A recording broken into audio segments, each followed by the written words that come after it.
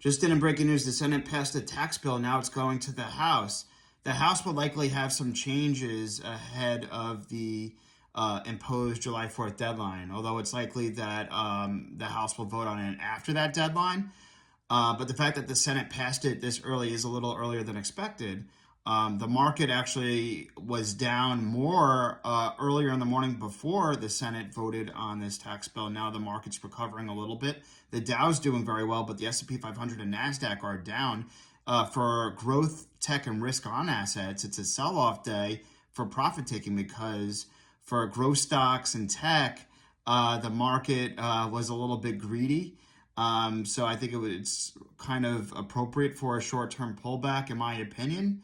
And now the Dow value type stocks are doing well today, and they need a catch-up trade because the Dow hasn't hit a new all-time high yet, while the S&P 500 and NASDAQ have. So in this tax bill, it's likely going to add, $3 trillion to our debt.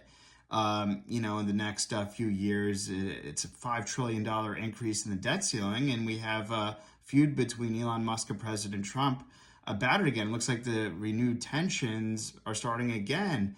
With Elon Musk saying that the $5 trillion increase in the debt ceiling is a lot of pork and it's too much spending. It's like Porky Pig. And then President Trump saying that, Elon Musk, they might pull back some of his government subsidies, Elon Musk. So Tesla stock sold off today, and that's partly why risk on tech assets and growth stocks sold off too, to follow suit.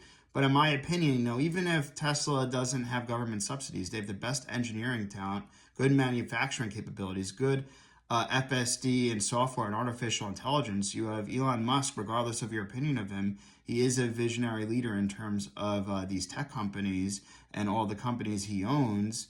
And there's a lot of new future products coming and future cars coming in the pipeline, as well as the robo-taxi launch from last week and, humanoid Optimus robots that are likely to come. So, regardless of your opinion of him in politics, he is the Thomas Edison and Henry Ford combination of this era. So, the sell-off today in Tesla, I think, is temporary, and I think the feud's temporary. And then on top of that, we also have Robinhood announced tokenized, real-world assets and tokenized stock trading, and is allowing the European Union to buy U.S. stocks as well as buy shares in pre-IPO companies on Robinhood, like SpaceX and OpenAI. This is a transition from the traditional finance ecosystem to the decentralized finance ecosystem, and Robinhood is the bridge for that. So Robinhood's doing very well today. It hit all-time highs.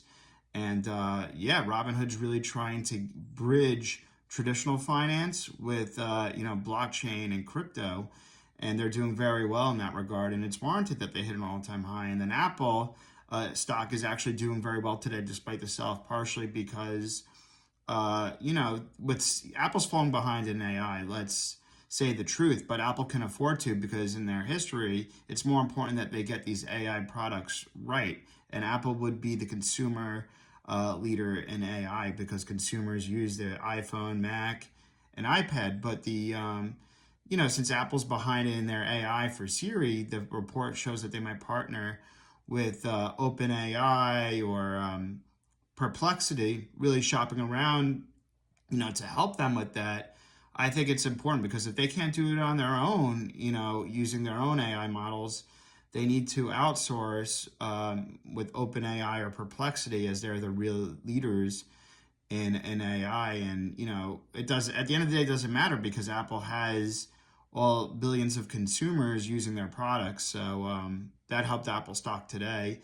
Because at the end of the day, they just need to have these features. It doesn't matter if they have it in-house or if they partner up with another company. They just need these AI features. And if Siri has more AI capabilities, that'll lead more people to not leave the iPhone or perhaps even add new customers buying iPhones, in my opinion.